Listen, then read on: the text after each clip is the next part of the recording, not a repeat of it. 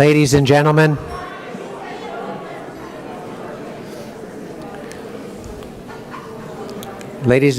it's an honor to introduce our host tonight, Frank Gaffney, founder and CEO of Center for Security Policy. My name is Joseph Schmitz. I'm Chief Legal Officer for the Paysum Group of Companies, whose range of products and services include provision of defense equipment, including munitions that have been used recently to help defeat ISIS in Iraq, as well as cutting-edge approaches to risk management, consultancy, and training.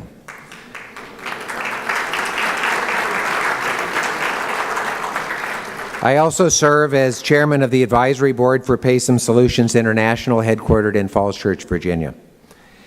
For the past 5 years, I have served as a Center for Security Policy Senior Fellow and as either author or co-author of 3 books published by the Center for Security Policy, including the Inspector General Handbook, Fraud, Waste, Abuse, and Other Constitutional Enemies, Foreign and Domestic. The Center for Security Policy wouldn't be nearly as successful as it is today without the passion and dedication of Frank Gaffney. For 30 years,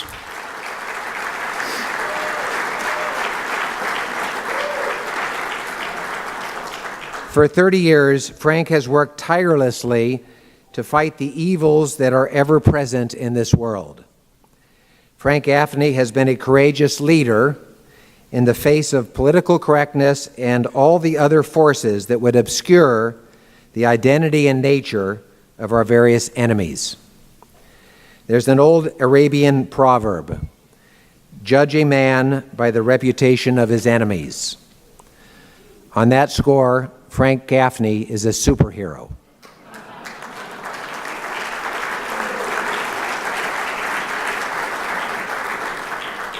A courageous leader in support not only of American peace through strength, but in support of the principles underlying our Declaration of Independence and our United States Constitution. Like another American superhero under whom both Frank and I have had the honor to serve, Frank Gaffney has the same plaque on his desk, at least figuratively, as did President Ronald Reagan.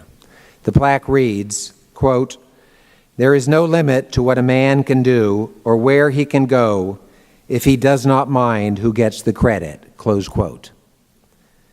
Like President Reagan, Frank Gaffney rarely wants to accept credit for the work he does. He finds much greater valor in recognizing others, which is why we're all here tonight. Before I turn the podium over to Frank, I would like to thank Chairman Devin Nunes for all he's done to keep the flame of freedom burning bright.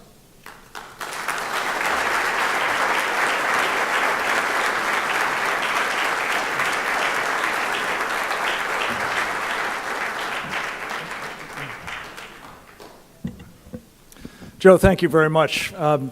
In keeping, I guess, with the spirit of those remarks, let me just hasten to add, we're here to celebrate a team of people, many of whom are here, all of whom I am extraordinarily grateful for and to, and look forward to celebrating several of their exemplars in the course of this program.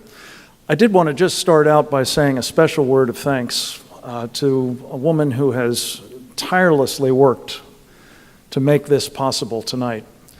I was asked the other day whether this thing with a Category 4 hurricane bearing down on our dinner was the worst problem we'd ever confronted, and I had to say, well, just about, except that time when the honoree died 2 days before we did the dinner.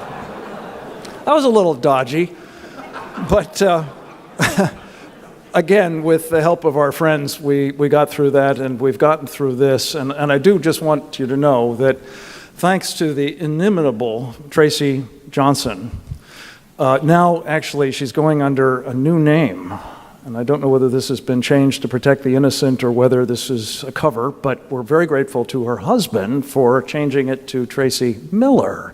Would you join me in welcoming Tracy Miller and thanking her, wherever she is.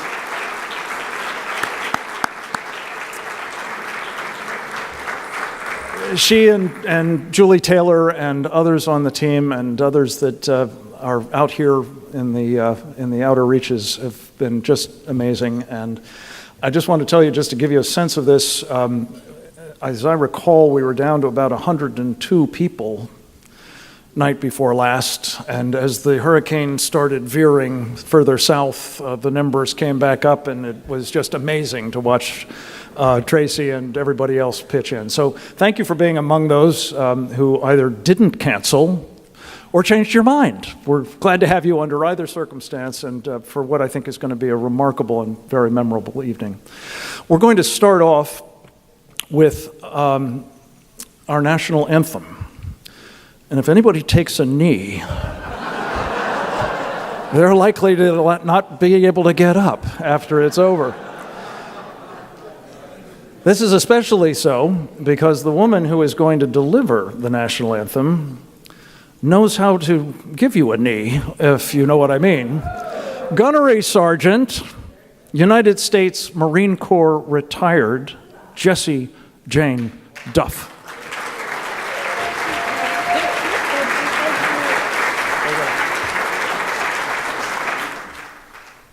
Please rise. Oh, say, can you see by the dawn's early light what so proudly we held at the twilight's last gleaming, whose broad stripes and bright stars through the perilous fight o'er the ramparts we watched were so gallantly streaming, and the rockets' red glow, the bombs bursting in air, gave proof to the night that our flag was still there. Oh, say does that star-spangled banner yet wave o'er the land of the free and the home of the brave?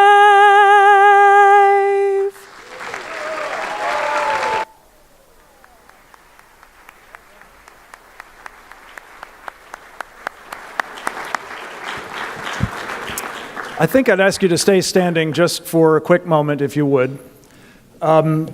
We are privileged to have in the house an extraordinary man of God who I've had the privilege to get to know over the years, not only for his profound faith, but also for the commitment to the cause of freedom.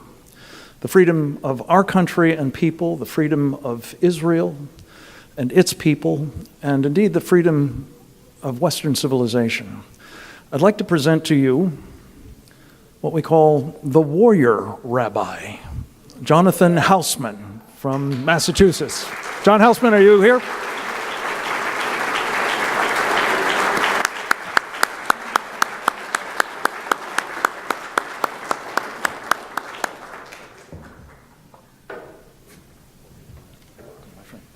That epithet from Geert Wilders, I'm never going to live that down. Frank, you know why this dinner's taking place tonight and it didn't get postponed or a smaller crowd? Because I made a phone call. From the United States, it's a long-distance call. From Jerusalem, it's a local call.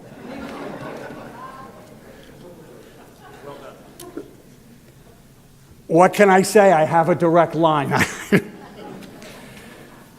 You know, my friends, Frank, thank you very much. I mean, he certainly overstates my import and influence, that's for sure. We really come together tonight as one community, pledged in unity to live according to God's teachings. That's what we've come to do. We've come to walk in God's light, and we are in times thankfully better than they were a couple of years ago, if you know what I mean. But still, we are in times where we are sorely tried, and we are stretched to our limits of our understanding and compassion. But we've come together because we all feel the powerful unity of this country, this great nation. And we appreciate the solidarity that we all bring into this banquet hall this evening. Because we stand for democracy, we stand for justice, we stand for freedom, we stand for liberty.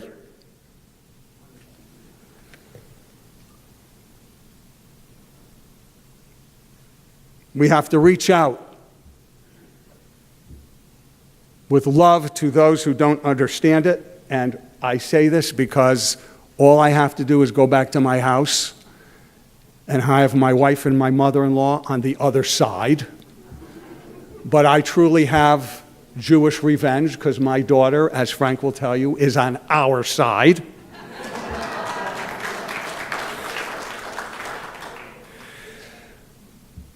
But God, Adonai Tzvaot, knows that we are free people and we are defending a free nation. And we stand ready to defend ourselves and to pursue those who mindlessly wish to destroy us. So, that being said, our God and God of our ancestors, we ask at this time that you send your light and good counsel to all who labor in your cause for liberty and freedom. May they join your gevurah. May they join your might, your koach, your strength, your binah, their wisdom with your wisdom, and their tzedek, their righteousness with your righteousness. Our Father who is in heaven, may we aspire to a time when gatherings such as this to defend our freedom will be not needed because everyone will understand the light of your hope, human dignity, and freedom. We ask that you continue to be our partner in this journey so that the biblical ideals of freedom and fraternity, of justice and equality, enshrined in our Constitution, therein by way of our civilization, our Jewish and Christian heritages, be a beacon to all who reside in this land. We ask this in your name, our Father in heaven, and we say, Amen.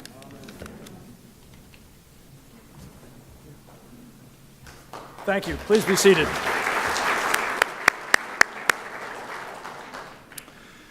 Just for the record, I don't consider the term warrior rabbi an epithet. I rather meant it as a compliment, and I'm pretty sure here at Wilders did as well. We're going to do one other thing as you get seated and into your dinner mode. This is, as I hope most of you are aware, a special occasion for us on so many different levels. In addition to being able to honor the chairman and Boone Pickens and the government of Hungary, we are celebrating an event that honestly I never thought I'd live to see, let alone celebrate, the 30th anniversary of this organization, which is a miracle. Thank you. And I wanted to say a special word of thanks to a man who was instrumental to helping us start the Center for Security Policy, and whose brainchild it was 28 or so years ago to hold this dinner. My friend Roger Robinson, who I believe is back somewhere over there. Roger, would you just stand and take a bow?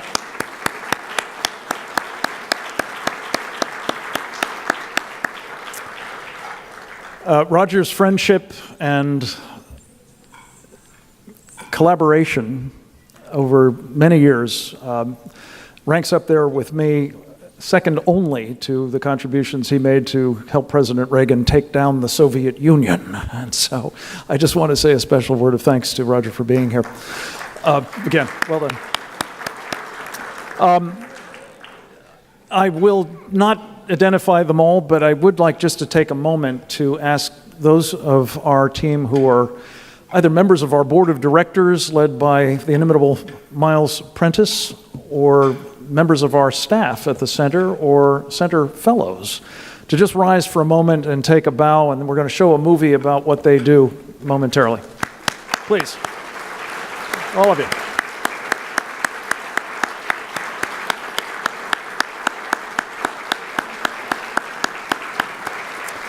Thank you very much. So we've got a short 4-minute video that I would just like to share with you at this point, and dinner will be served momentarily, and I would urge you bon appetit, as well as save some room for the main course of this program, which will follow immediately thereafter. Thank you so much.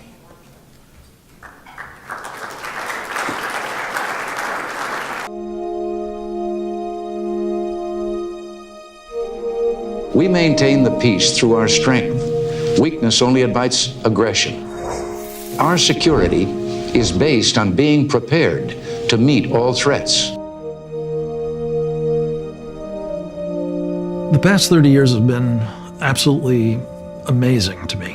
What we've done is to assess and establish what the ground truth is, and to speak fearlessly about it, because the difference between doing something that's right and doing what's expedient may be the difference between our country's survival and its demise.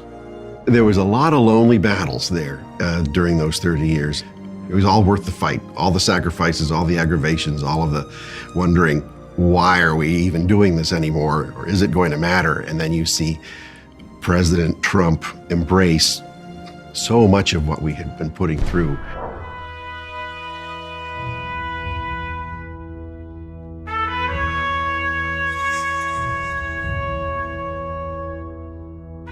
The center has been in the forefront in pointing out what must be reversed and how our military budgets must be structured, and to enhance the rebuilding of our military forces.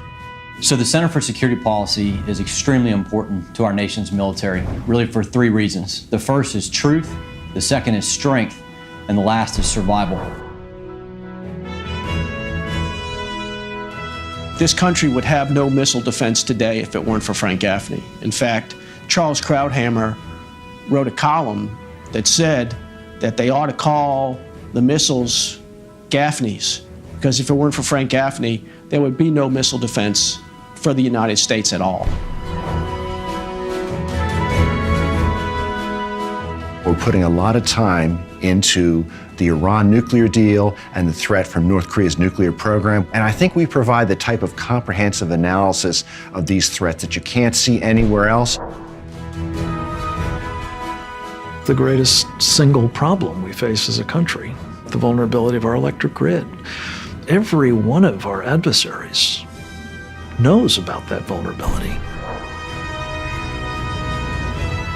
The Center for Security Policy believes that we should stop importing jihadis. We have a program running today to expose the problem and to try to slow it down and ultimately stop it.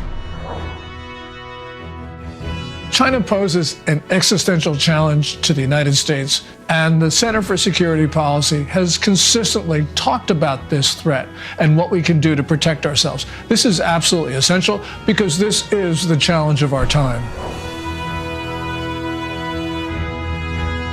And then, of course, the subversive program of the Islamic movement overall, which we see in the United States with the vanguard of the Muslim Brotherhood. Without the Center for Security Policy, I don't think we would be having a national conversation about Sharia to the extent that we do. What we've done is adopt to the public policy fight what our special forces do. You forge from their different strengths a team that is able to accomplish what seems to be impossible. And let me say to Frank Gaffney, Center for Security Policy, thank you for your clear, clarion vision, your courage, and your leadership. It makes an extraordinary difference. President Reagan said, every generation faces an existential threat to freedom. It's not passed on through the bloodstream. It has to be fought for and protected and passed on to the next generation to do the same. And he warned if we don't measure up, that we will spend our sunset years telling our children and our children's children what it was like to live in the United States when men were free. And I personally have been determined not to have that be my fate, or my children, or my children's children, have it be theirs.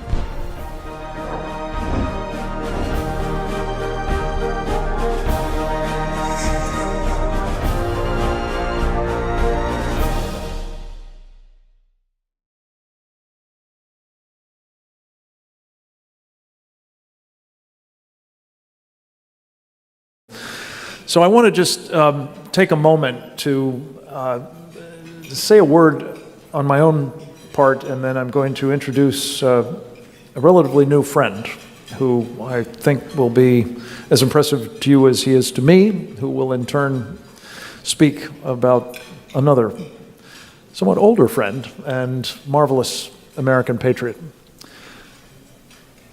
I've known Boone Pickens off and on for probably a decade or so, I think, maybe. I have come over the space of visits with him, I think virtually every time I'm in Dallas, to enjoy his company, of course, but also to be impressed by the caliber of not only the man's intellect and entrepreneurial creativity, but his love for this country. And I was thinking the other day as I was watching the hearings on Brett Kavanaugh about what it means to be an all-American these days. And unfortunately, all too often, it's the object of calumnies and other abuse. And a man who's been through a fair amount of it over the years is T. Boone Pickens, and nonetheless has consistently, year upon year, decade upon decade, both in his private sector leadership role and in his capacity as a great and very generous philanthropist, contributed to the well-being of this country in incalculable ways. So I just wanted to say my own word of thanks to his daughter Elizabeth, who is going to be here tonight to accept the award on her father's behalf, as he is a little unwell, I'm sad to say. But to give a proper introduction to both the man we're honoring with the Terry Elks Sacred Honor Award is Andrew Whitney. Andrew is, to my way of thinking, one of the great new American patriots. He has this British accent that you mustn't let fool you, because he's all about his adopted land, trying to improve it, trying to give back to it, and do so in ways that I think Boone Pickens would find both familiar and admirable. In terms of entrepreneurial and strategic investing and nurturing of the kinds of technologies that are going to, I think, define the 21st century and America's perhaps greatest years of all. So with that, let me say that I am delighted to present to you, I think the first time to probably most of you, and certainly to a Center for Security Policy audience, Dr. Andrew Whitney. Welcome, sir.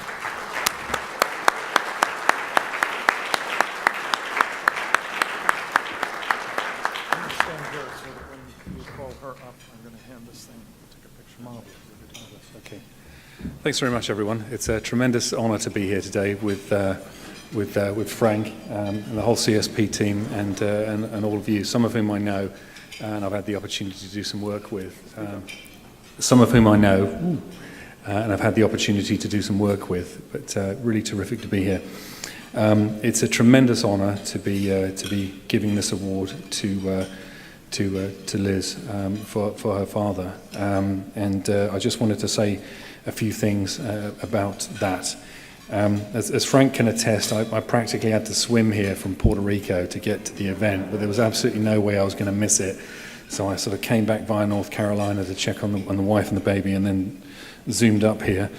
I could go on for pages about the life of a man who has done so many remarkable things. So what I decided to do instead was just look at it from my perspective as an entrepreneur. And a guy who grew up wanting to be an energy entrepreneur. And as a kid in the 80s, sort of growing up in the UK, I was fascinated by great leaders like Ronald Reagan and these super exciting, business leaders like Boone Pickens. I would read avidly about them because to me it was this American leadership, boldness, bravery, adventure, spirit, these sorts of things. These game-changing moves these people would make, and I would read about all of that with just utter fascination. T. Boone Pickens built a tremendous empire from absolutely nothing, built it from the ground up, and it's really, really hard to do that as an entrepreneur. So that was tremendously inspiring to me as a kid from kind of the middle of nowhere in England. He pretty much wrote the book on mergers and acquisitions in the energy space. Absolutely a David and Goliath situation, and he also had the vision to look even further beyond oil. A lot of people have a career where they'll dominate in one area and they'll never go outside that and still be considered a giant, but he's just done so much more. In 1997, he called natural gas as being the future kind of core element of the US energy economy, and in 2018, as you guys probably know, the US became the world's #1 source of natural gas. So it's an amazing kind of vision there, because everybody called him crazy at the time. Like any true innovator, he's had his critics, but as the saying goes, all progress depends on the unreasonable man. If you want to make anything happen, you're going to ruffle a few feathers. And again, looking at his career as an entrepreneur myself, it fascinates me how successfully he's been able to pivot between so many different initiatives. When the prevailing factors are overwhelmingly against you, it can be very tough as an entrepreneur when you're 100% invested in what you do just to try and drive change. But it's a hallmark of a great man that you can change direction without getting caught up in your own pride and then go ahead and make it happen again and again and again. In addition to his incredible career, Boone Pickens has been a tremendous benefactor. His alma mater, Oklahoma State University, has been a real focus for Boone, and he's kind of broken all the records in terms of how much support you can put behind athletic programs and all sorts of other things at the university there, which has given tons and tons of young people great opportunities. He was a very, very heavy backer of relief efforts after Hurricane Katrina. He's done tons of stuff with at-risk teenagers and a whole raft of medical aid programs and programs designed to benefit young people all over the United States, which is just remarkable. He's also been a great patriot, and as Frank said, when he's not sort of supporting the energy security of the country, by driving all these industries forward. He's supported conservative causes and candidates the entire time to protect the Republic. He also helped save us all from a potential John Kerry presidency, and frankly, I think that's worth the award on its own. So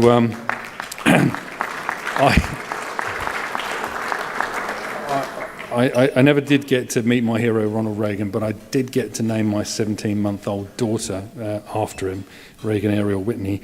And it's a... But when you're thinking about sort of heroes and things, it is a tremendous honor to be here presenting an award to a man and his daughter that I've admired since I was a kid growing up, wanting to be a great energy entrepreneur, and now I get to live in the United States of America and do that and build those technologies and things and generate American jobs and drive exports and solve problems. So it's hugely exciting in that regard. So there was no way I was going to miss it because of a little bit of slightly inclement weather. So, I could finish with an endless list of positive words about T. Boone Pickens, visionary, pioneer, leader, innovator, my personal favorite, entrepreneur, but ultimately just a great American and a true patriot. So hugely happy to give that award.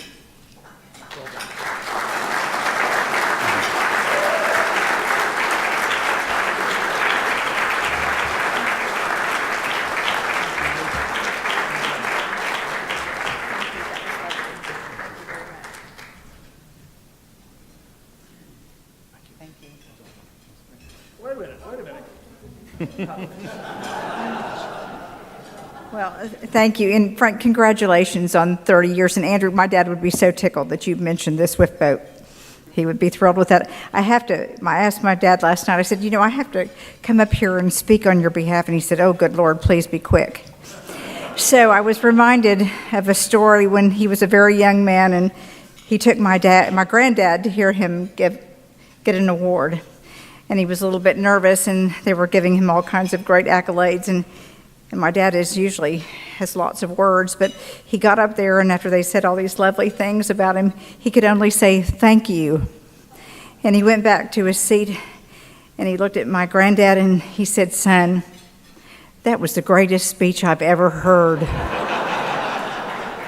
And he said, Dad, I just said thank you. And he said, I know, that was the greatest speech I ever heard. So thank you on behalf of my dad. I was very quick. I know he'd be very proud of me. So you all have a good night. We get to go home a little bit early.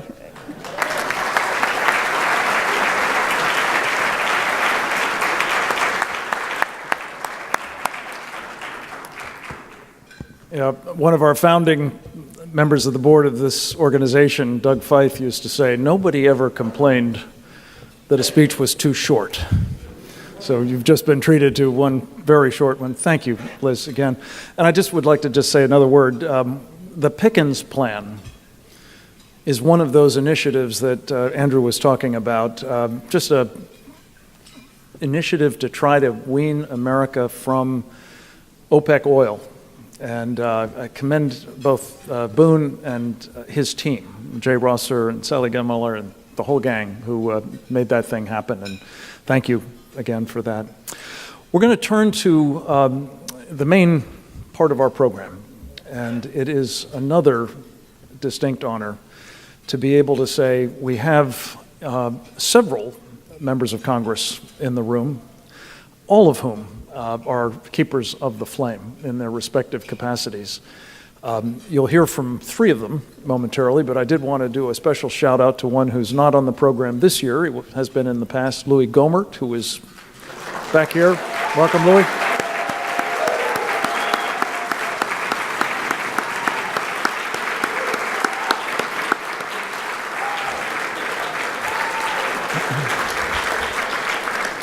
I also saw Congressman Dave Bratt earlier in the evening. I don't know if he's still around. Are you still here, Congressman? There you are. There you are.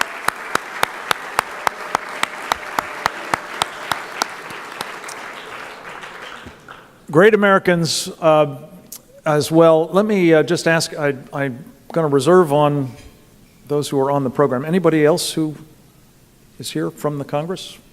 Okay. Well, again, thank you, gentlemen, for your service and for sharing your time with us tonight.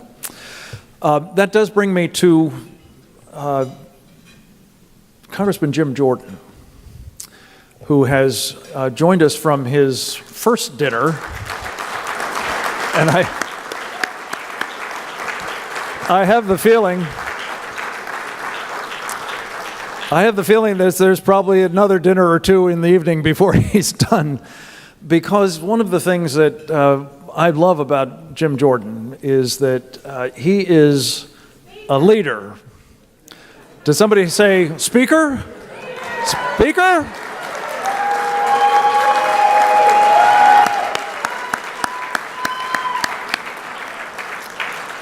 Well, as a non-partisan organization, of course, I'm just going to stick with leader, but you can figure out where he might do that leading. But he's doing it right now, and the reason that he's got these multiple dinners and countless trips around the country is he's trying to help ensure that the United States Congress remains the kind of place that this organization believes is needed, one that practices and promotes peace through strength. And this is a man who practices peace through strength every day. We're proud to have him with us to introduce our guest of honor. Thank you. You're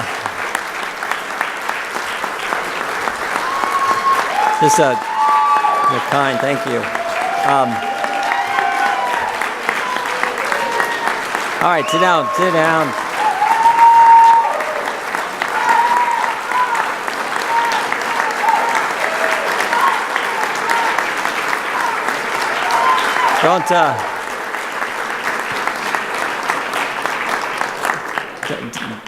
Don't clap. I haven't said anything yet.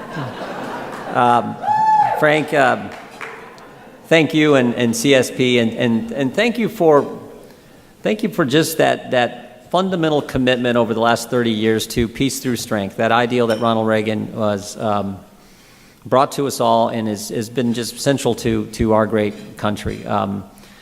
My favorite statement, and my background's a sport of wrestling, but my favorite statement is actually made by a baseball player. Guy pitched for the Dodgers way back when, a guy named Hershiser. Remember Hershiser, the Bulldog, they called him? Read his book after he took the Dodgers to the World Series championship back in the late 80s. And in his book, he has a line that just stuck with me. He says, "Great things can happen to ordinary people who are willing to work hard and never give up." Great things can happen to ordinary people who work hard and never give up. My favorite word in the statement, favorite word, is the word ordinary. Stop and think about it. We're all just regular, ordinary people, all in need of God's grace. But in this country, ordinary people don't have to do ordinary things. They can do extraordinary things if they're willing to work hard and never quit. And it is a statement that captures the guy I get to introduce, a colleague and friend, an ordinary kid, a farm boy from California, who comes to Congress and is at a chairmanship of one of the key committees on one of the central issues of our time, where top people in our government did things they never should have done to go after the guy we all made president of the United States. And this one man, it reminds me of the story in Scripture. Remember this? You all know the story in Scripture where a teenage girl saves her people, right? For such a time as this. Devin Nunes, chairman of the Intelligence Committee, for such a time as this, when the FBI took an opposition research document, dressed it all up, took it to a secret court to get a warrant to spy on a fellow American citizen so they could spy on the other party's candidate for president of the United States, is as wrong as it gets. And but for the work of this guy, we would never have known all about this. So I am honored to be here tonight, Frank, and your organization honoring this individual, a true patriot. History is going to look back and say, when this all comes out, Devin Nunes, our chairman, our farm kid from California who was here, has done the right thing. There's a second verse, and I'll end with this because we want the chairman to come up here and speak. But my favorite scripture verse, 2 Timothy 4:7. Paul's the old guy giving advice to the young guy, and he says this: fight the good fight, finish the course, keep the faith. Devin Nunes has done that. When this town came after him, when they trumped up some bogus ethics charge and ran him through the ringer, he stood tough because he loves this great nation like Ronald Reagan did. He loves this country, and he knows when something is wrong, it has to be exposed. And that is why it is so appropriate that he gets the Keeper of the Flame Award here tonight. Devin Nunes.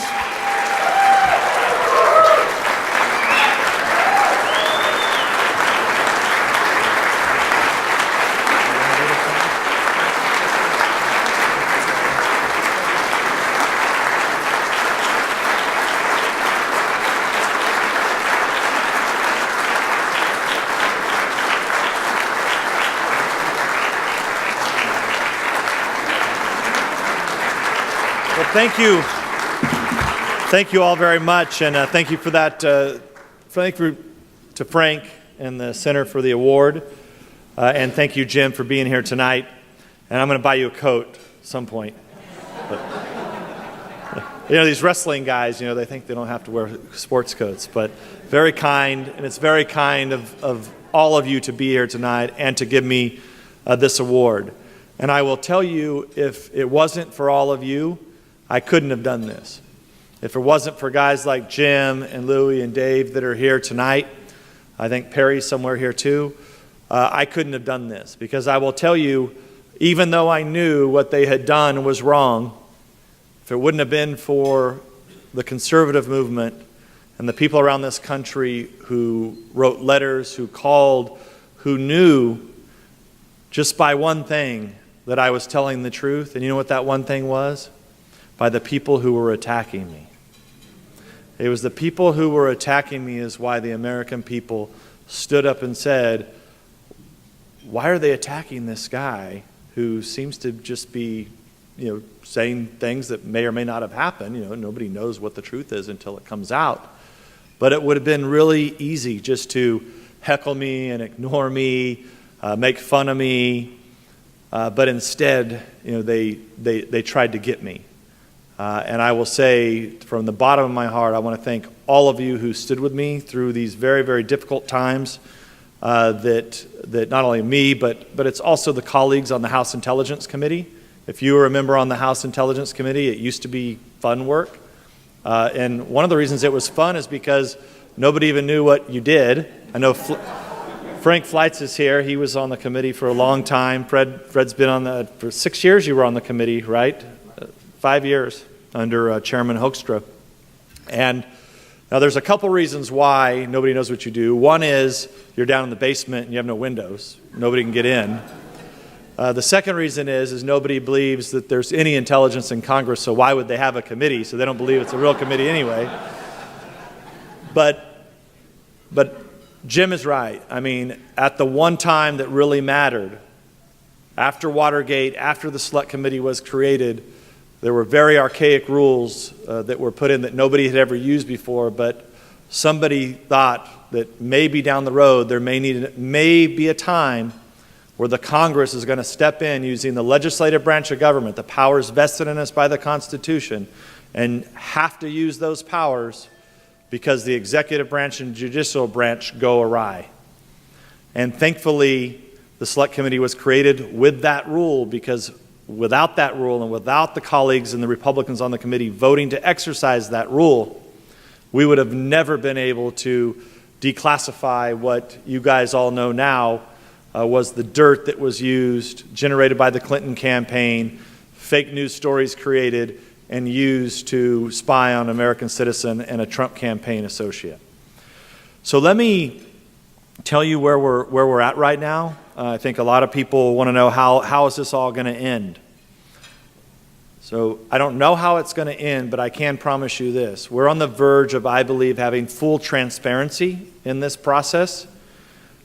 We need the president to do some more declassification. And the key to this declassification that we've talked about is that once we knew that the dossier, the dirt, and the fake news stories made up the bulk of the FISA. And we thought that would be enough for finally the mainstream news media to actually engage in this process and see that something had gone wrong. But what did they do? They buried it. They buried it, and then they switched the story to say, oh, no, well, actually it was somebody else, and there was all sorts of deflections. My Democratic colleagues put out their own memo, which in the end was actually very helpful because they put a lot of nice clues in there for us to use later. But what James Comey described as a mosaic, so when he was confronted with the question, well, didn't the FISA make up didn't the dossier make up the bulk of the FISA? James Comey said, oh, no, it was really a mosaic. Well, I think you all have the right, the American people have the right to know what's left in that mosaic.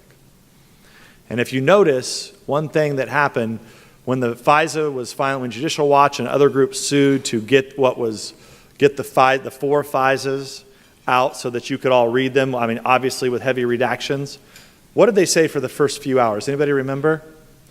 They said, oh, well, yeah, that was bad, but really the really bad stuff about the Trump campaign, it's buried in those redactions. And I said, you know what? You might be right. We probably should just declassify those, shouldn't we? And you haven't heard a peep from the media. You haven't heard a peep from the Democrats, the Democratic leadership. They're nowhere to be found. And you know why? Because it's, as I've said numerous times before, I think you guys all have a right to know, and I think you're going to be frightened by what you see. Now, the media is going to ignore it, but I think the people that are around this country that have been following this issue day by day, they know all the people involved. They know that there were major shenanigans involved in all of this. They're going to understand it. And I think it's really key to this election. I think it's key to this election. It's not just going to be about economic growth and running on the economy. It's also going to be about what the other side did to play dirty, to dirty up a campaign, but not do it through campaign tactics, but do it by corrupting the FBI and the DOJ. That is important for the American people to know, and we have to deliver that message going into October. And I'm very, very hopeful that the President will make these additional declassifications over the coming weeks. And I think the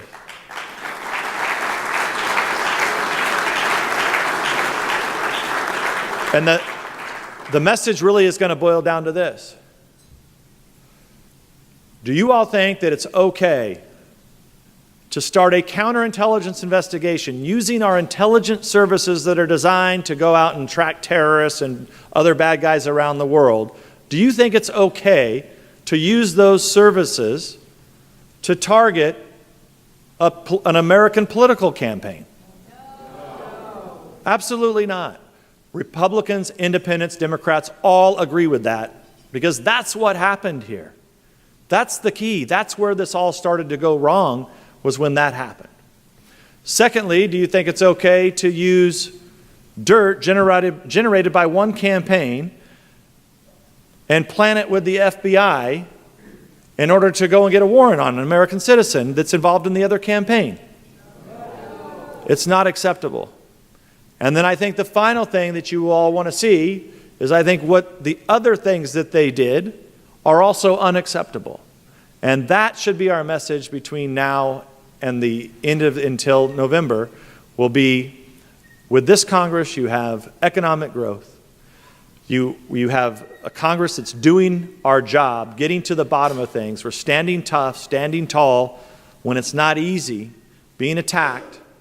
But this is what you get when you have a Republican Congress. You may get mad at us sometimes, but economic growth and doing real oversight, getting to the bottom of problems, that's what you should expect from us. And I think that's the message that we need to deliver to the American people this fall to win re-election. I want to say just in closing, I want to say just a few things because we actually have more problems in this world other than Russia interference in our elections. We actually have a country called China.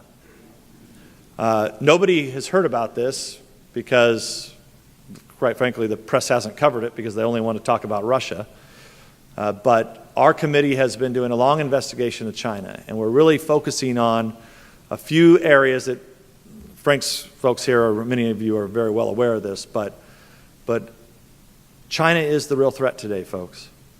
I'm not discounting Russia. Russia's a threat. But China is the real threat. While we were sleeping, China has managed to not only build one of the world's largest militaries, They've managed to really dominate their region now, where they're a real force that are challenged directly the United States military. But also, it's what they've done covertly. So a lot of people know what they've done in Africa. It's been written about for years that they've gone in, built roads, built dams, built ports, loaned money, and have caused problems for many African nations with their ability to kind of control and manipulate those governments. But I think what many of you don't know about is that they've also done the same thing in countries that may surprise you. Countries all over Central and South America, even countries in Western Europe. So they have been very strategic going in and buying, and the financial meltdown in 2008, they saw that as an opportunity and they struck. They bought energy companies, they bought financial institutions, they invested in major infrastructure projects, not in Africa only, but all around the globe. And now you're starting to see the effects as they're now forcing countries one by one to change their votes in the UN on Taiwan, just one good example. So this is a threat that has to be dealt with. And for the first time ever, I say this a lot to a lot of groups that I speak to, is that Donald Trump is not your typical Republican, right? I mean, as a guy who's a Reagan guy, California, conservative, kind of grew up as a Reagan conservative in California.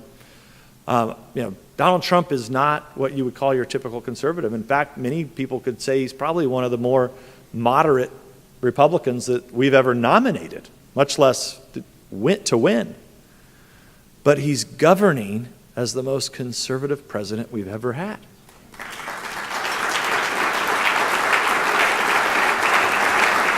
And I will close with this.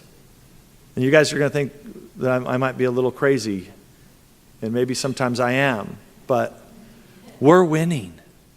We're winning. I hope you all understand that. The reason that they're attacking people like Jim Jordan and bringing up, total fake news stories, the reason that they're attacking me daily, the reason that they're attacking the president like they're attacking him, the reason that the press has completely, finally, essentially come out of their shell and became who they always were, is because they don't know what to do. So they've put everything out on the field. They've put everything they have out on the field, and this is really Nancy Pelosi's last stand. It really is. That's what this election is really about, the future of this country. And what we need, the base for all of you that are out there across the country to understand, is the reason they're putting up this fight, the reason that they have Antifa, the reason that they're protesting, the reason that they're causing all of these riots, the reason that they're doing things that you just normally wouldn't think you would see in this country, the reason that they're willing to actually corrupt the FBI and the DOJ. They're doing it because we're winning, folks. We're winning. And I think we have a good chance to win this fall if we all keep the faith, stay on message, and help out our colleagues. We can deliver this election in November. So thank you all very much for being here. Thank you for the award.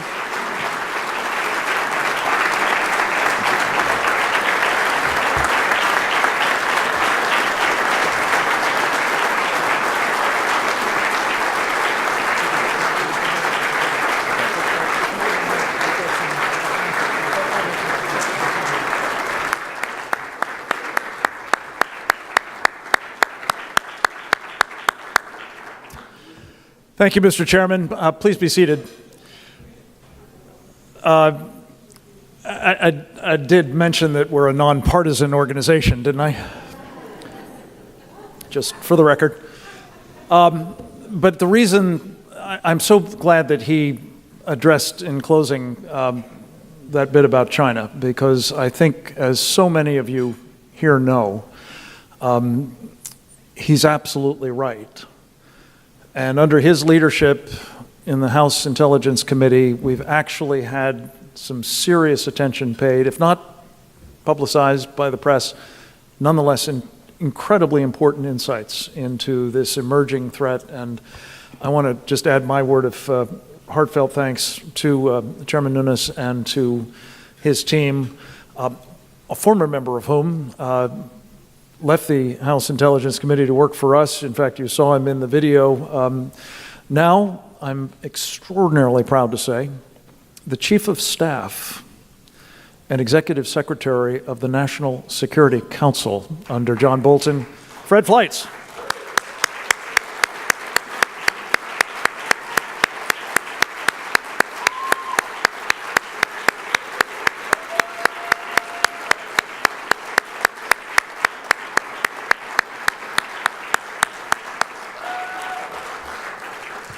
Another great American, and I'm not going to mention all of those of you who are here from the executive branch, the risk of putting you in peril, but also just let it be said, thank you for joining us and for the work you're now about on behalf of our president and our country.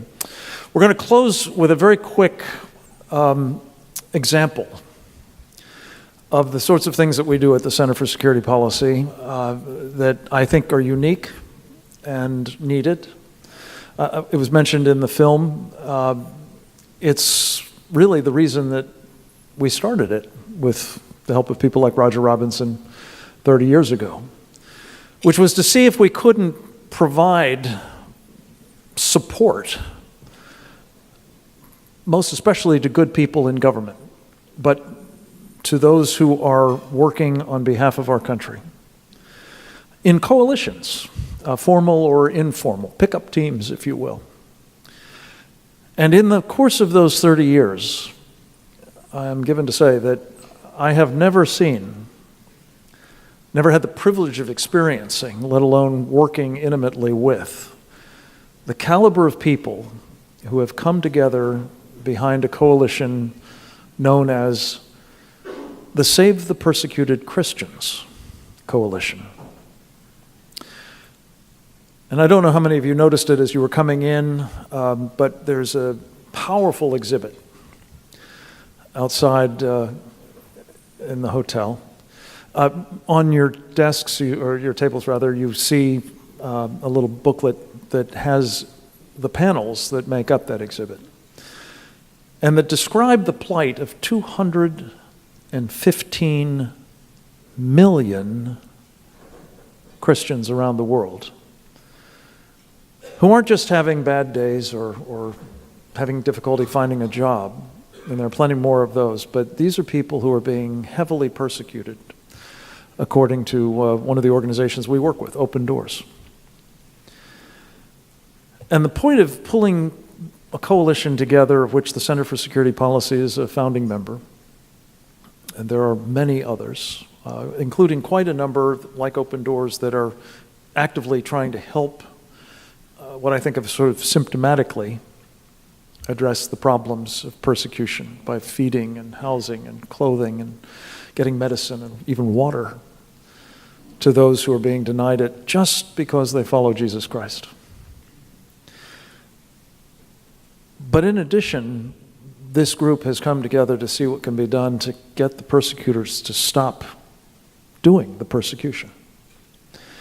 And it's a powerful movement, and it's a building. I want to say a special word of thanks to Didi Laugesen, who is out there somewhere, and Tommy Waller, two wonderful colleagues who have been really leading this effort day in and day out.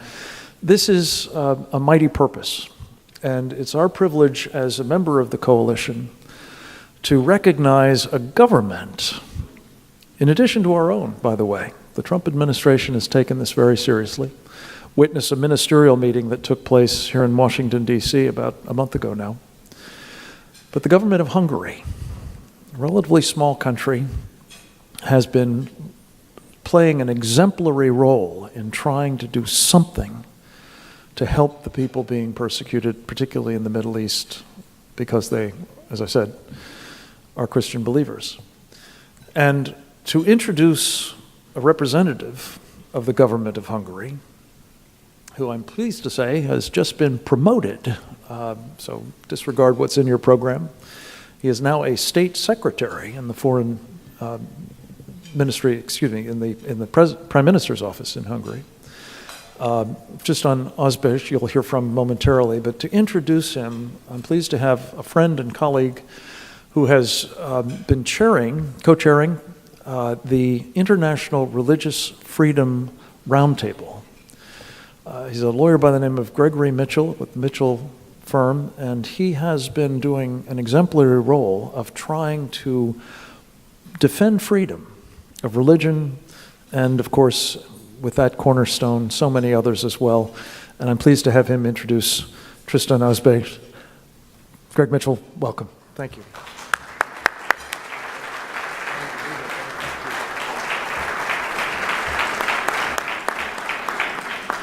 Thank you, Frank.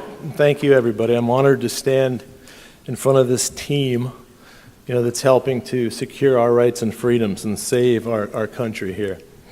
Now, and one of those freedoms that you guys are helping to secure is religious freedom. And like Frank said, I run the International Religious Freedom Roundtable here in Washington, D.C. And it's a safe space for all faiths to work together to advance religious freedom for everyone, everywhere. And our most successful multi-faith initiative we've done to date is to urge the U.S. government to issue the formal genocide designation to what's happened in the Middle East at the hands of ISIS. And then to hold the U.S. government's feet to the fire to ensure that aid is flowing and delivered to those who need it in the Middle East. Mainly with the Christians, but the others too. And we're also working with other governments in other countries. And like Frank said, Hungary is a stellar example. They have really stepped forward. Now, Hungary was the first country to officially defend Christians facing the genocidal violence in the Middle East. They were the first to establish an official government office for the aid of persecuted Christians. And we have a state secretary. They have a state secretary for the aid of persecuted Christians. No other government has done this. They also were the first to host a state-sponsored conference to address the global persecution of Christians, and the first to provide $2.5 million to enable Christian victims of the genocide in Iraq to return home and rebuild. And I want to make something clear here. The Hungarian government is doing it right because they're flowing aid directly to the communities that need the help. They're not going through the UN. They're not going through bureaucratic, nightmares where the money gets stuck and it doesn't make it to those who need it most. They're giving aid directly to the people who need it, and so it's getting there quickly. And the people who need it are getting it. And I want to say a few words about Secretary Tristan Azbej. We were lucky enough to have him at our roundtable earlier today, and I was lucky enough to spend some time with him. And I just want to make a couple of comments before he comes up and speaks for himself and for the government. But I was reading about that first ever state-sponsored conference to address the global persecution of Christians, and I want to note a couple of things that Tristan said at that conference. He actually closed the conference by saying that many people had congratulated the government of Hungary just as we are tonight, but he said time will tell if the conference is a success, if action is taken on what was discussed at that conference, which shows that the government and Secretary Azbej are people of action, which is good. And he further, Secretary Azbej said that this was about sowing seeds that can grow into success, and we hope turn into fruits that will help us to find other governments to help to solve the problems of persecuted Christians. And finally, he said that there isn't a clash of civilizations, but rather a lack of awareness of what is happening. And our worst problem now, not listening.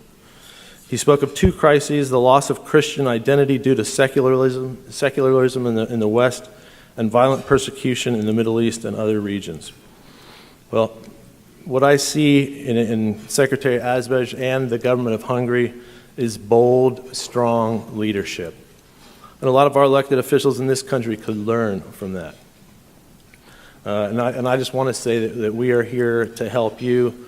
With the International Religious Freedom Roundtable here in Washington, we're making plans right now to establish a partner roundtable in Budapest so that we can do more to assist the U.S. government here and the Hungarian government in Budapest, and we can connect and network civil society and governments working together.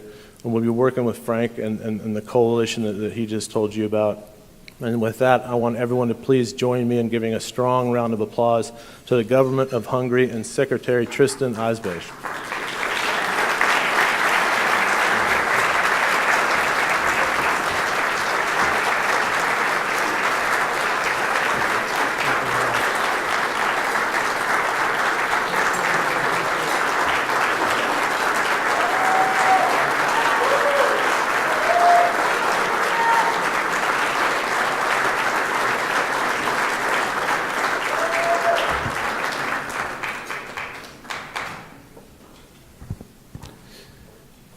Good evening, ladies and gentlemen. Thank you very much. This is a great honor. The award itself is a great honor, but for me personally to accept an award on behalf of my nation, of the Hungarian nation, it is something very special and incredible. And I have to tell you that this recognition to the Hungarian nation comes at a very important time when we need it. And let me explain that yesterday the European Parliament has voted in favor of sanctioning Hungary, which is a member state of the European Union. They gave different explanations to why did they sanction us, but we know the real reasons. The reason is that because of the Christian democratic government of Hungary and of Prime Minister Viktor Orbán, we are not subduing ourselves to the neoliberal agenda. We are not subduing ourselves to the tyranny of political correctness.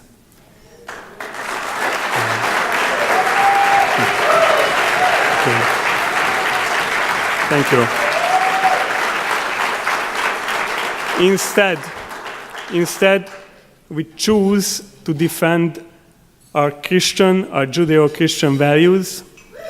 We choose to defend our national identity, and what hurts the most for the open border liberals of the European Union, we chose to defend our borders and close our gates to illegal migration.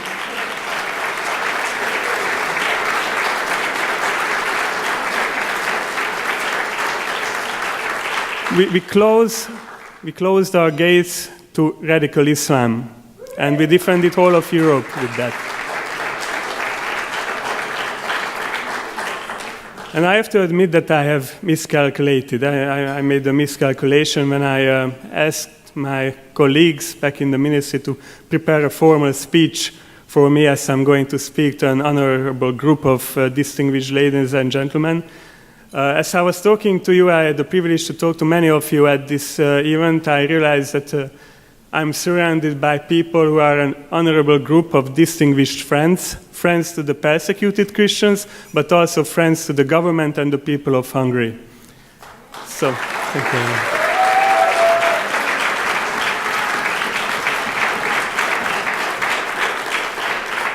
So I decided to keep my folder with my speech on the table. Whoosh, there goes 2 days of work of my colleagues. But instead, I'm going to use this few minutes to talk from the heart, because you deserve that. And let me share with you the cross that I am carrying in my office. Whenever I go to international forum, big human rights organizations, they tell me that even my title is provocative. State Secretary for the Aid of Persecuted Christians. They tell us not to talk about persecuted Christians, let's talk about persecuted ethno-religious minorities. Let's avoid the word Christian. Let's try to keep it in secret that Christians are persecuted all around the world. And all the suffering, persecuted people are important, and we are doing a lot for them within the Hungarian framework, but people fail to recognize the fact that you in this room and in a very few other rooms know that Christianity currently is the most persecuted religion in the world. And this is, not a political big sweeping statement. This is actually based on research. The majority of those people in the world who are suffering persecution because of their religion or belief, the majority of them are Christian. Based on survey, this is hard facts. Yet we don't hear this in the big human rights organizations. Human rights advocacy groups talk about discrimination. And when they talk about discrimination, they deal with issues such as, just giving you an example that, I don't know, is it a restriction of human rights if we restrict if a transgender people cannot choose which restroom he decides to go? You know, this is the idea of discrimination that in the Western countries people debate and talk about, while more than 200 million Christians have to suffer heavy discrimination. And by heavy discrimination, I mean that perhaps in some countries where the Sharia law is implemented, that if they are in a historical denomination of Christianity, they can practice their faith behind closed walls. But let's say somebody is converting from Islam to Christianity, then the penalty is death, capital punishment. So this is a discrimination we are dealing with, and it affects more than 200 million of Christian brothers and sisters. And this is what we have recognized. This is what the Hungarian government recognized, that this cannot be neglected anymore. So in 2016, Prime Minister Viktor Orbán has decided to set up the world's first dedicated unit to aiding persecuted Christians. And what is more important, we have already started a humanitarian aid program with that is governed by three principles that other organizations and governments and politicians call innovative. We think this is only common sense principles. It's honesty, directness, and supporting communities to survive in their homelands. So by honesty, I mean that we call it what it is, Christian persecution, but also, unlike some other international aid organizations, we are not trying to be smarter than those people that we want to help. We don't want to decide for them what's good for us. We went to Iraq. Personally, I traveled to Iraq, to Lebanon, even to Nigeria, to places, and I asked a simple question. We asked a simple question: how we may help? And the answer is, help us remain in their homeland, in our homeland. Help us remain where our ancestors live, in the example, in the case of the Middle East Christians, where they have lived for 2 millennia, since that's the cradle of Christianity. So this is what we do, and as it was mentioned, another so-called innovative approach of ours is that we deliver the aid directly to these communities. So instead of using big, convoluted international agencies where half of the money gets lost, or the local governments, to put it simple and practical, the transfer donation goes from the Hungarian state treasury to the Iraqi Catholic Church, to the Orthodox in Syria, to the Lutherans in Nigeria, and so on. And what we support is the survival of these communities. And for that, we need to save their lives. We need to save the places where they live, and we need to save their livelihoods. So in that order, our first programs in 2016 were humanitarian fast relief for the Christian refugees staying in the Middle East, in order that they can hold on and live a life with acceptable conditions until the reconstruction process is done in the war-torn area. And so on, the second type of projects that we are doing are major reconstruction projects in 7 countries involving the reconstruction of hospitals, schools, family homes, and also churches. And finally, the third type is an investment in the future of these communities. We have invited hundreds of young Christians from persecuted, discriminated, and threatened communities to come to Hungarian state universities. We have awarded scholarships to them, so once they receive Western level education, they can return to their home communities and take part in the rebuilding process. And finally, if I may close with one example, there is one flagship project that we have that I would like to showcase to you, and that's the complete reconstruction of a town called Tel Skuf on the Nineveh Plains. Tel Skuf is a small town or large village north of Mosul, and it was occupied by ISIS or Daesh in 2014, and all the 1,300 families living there had to flee, mostly to Iraqi Kurdistan. And after the town changed ownership, there were more than 900 buildings destructed or highly damaged in this town, and it took only a $2.2 million donation from the Hungary Helps program, that is the name of our program that we are running, to completely reconstruct this town. And at the end, 1,000 out of the 1,300 families have returned to this town.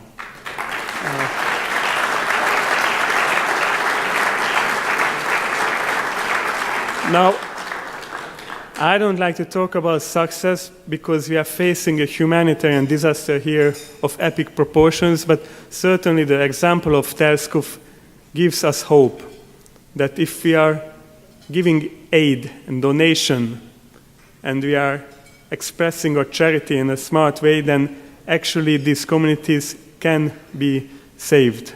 They can be saved. And you know something that is very touching is that we have invited the priest of Tel Skuf to Budapest. And he told us that the people there gave a new name, an addition to the name of the town. Now it's called Tel Skuf Bint El Magyar, which means Tel Skuf, daughter of Hungary. This is wonderful.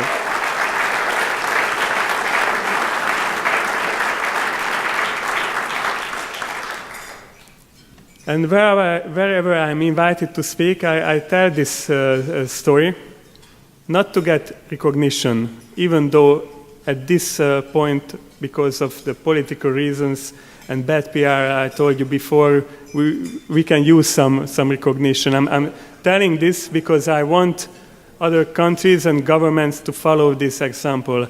I know there are great organizations, NGOs, charities like the Knights of Columbus who are doing similar projects, but we are taking this example to all the governments and international organizations to follow, because what we want is to have a town next to the daughter of Hungary that is called the son of the United States.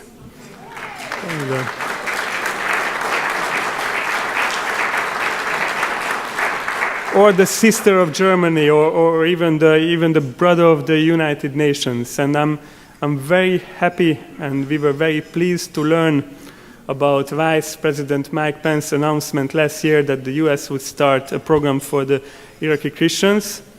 And we were very happy to share our experience with the USAID and with the US State Department. We appreciate very much the work and the leadership the US does calling the ministry, organizing the ministerial for the advancement of international religious freedom. And I can finish with an announcement.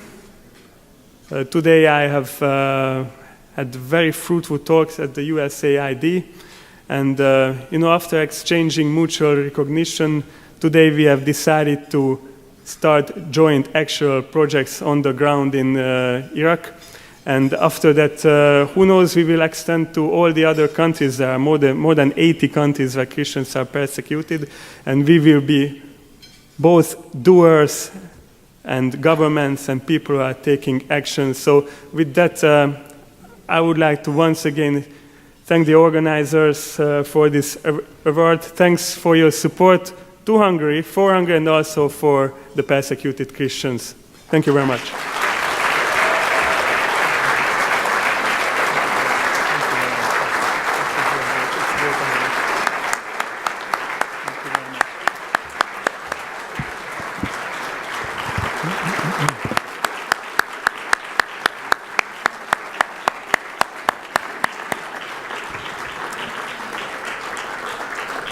Tristan, congratulations, and thank you for what you do.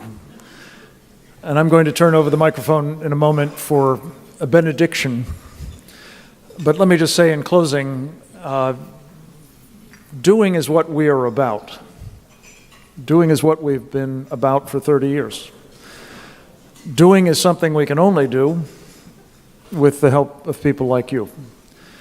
So I say this from the bottom of my heart, the support that you've shown us by being here in the face of inclement weather and other challenges, as well as especially those of you who have made tonight possible. I want you to know we recommit ourselves to doing more, whether it's on behalf of this particular coalition and saving persecuted Christians, an incredibly important mission, or any of the things that you saw in the videos, the things that we work on trying to protect our country from catastrophic electric grid failure, or against the threats that the Russians, the Chinese, and others are now mounting to us from missile attack, or more generally restoring our country's strength, having seen it sapped tremendously in recent years, so that we can preserve the peace for our children and our children's children. A man who gets this, as few others do, certainly in the United States Congress, perhaps because he's been at the pointy end of the spear, rising through the ranks of the United States Army to the status of a brigadier general, having flown combat missions in fixed and rotary wing aircraft in places like Iraq and Afghanistan. A man that I have come to regard as one of the real heroes in the United States Congress. Mostly unsung, frankly, because he's not big on getting credit, point that was made earlier. The chairman of the House Homeland Security's Oversight Committee, subcommittee I should say, that has done incredibly important work, among other things, on exposing the Muslim Brotherhood and the threat that it, among other organizations, represents in terms of Sharia supremacism. His name is Scott Perry, and he is a representative of the people of Pennsylvania in the Congress. And my fervent prayer is that he will continue in that capacity, because we desperately need his help. Congressman Scott Perry.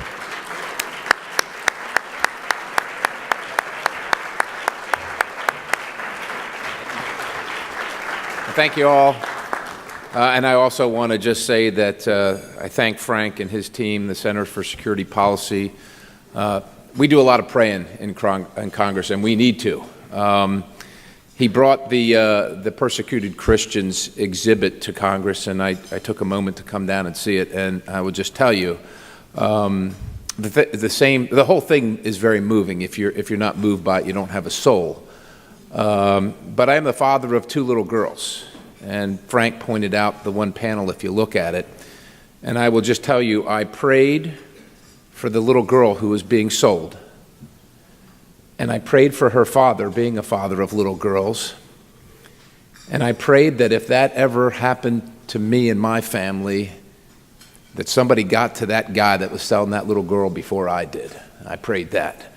You know, these are troubled times, not only in the world, but in this country. And the Lord said that people that were on his side were going to be persecuted.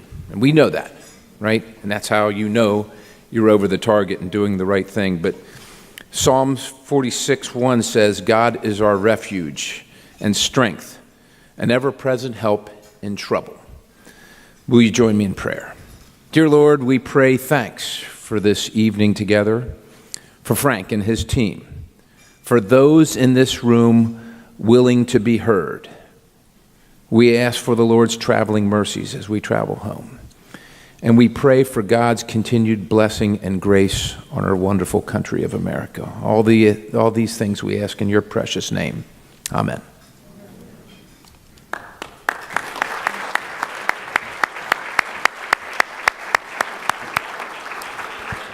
Congressman, thank you, as always, for your exemplary leadership as well as inspiring remarks. We're going to close the evening as we always do. I'm hoping always in the future with a reprise by Jessie Jane Duff. Did I mention she was a gunnery sergeant in the United States Marine Corps, retired? She is. And she does a wonderful job of God Bless America, and I hope you'll join me standing to sing along with her.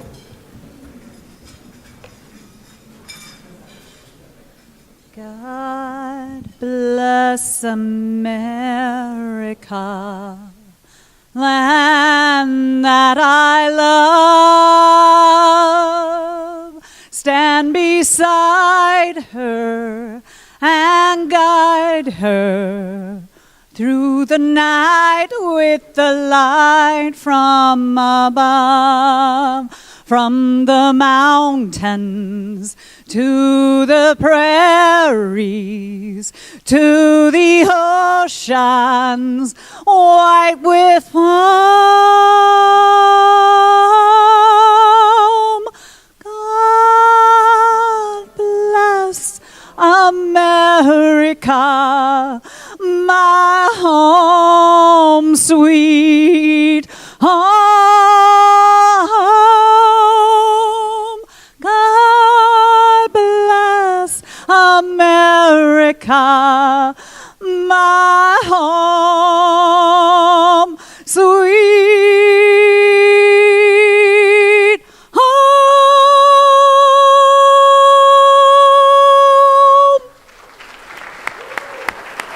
Hurrah! Hoorah! Thank you all. We're done. Good night. God bless you.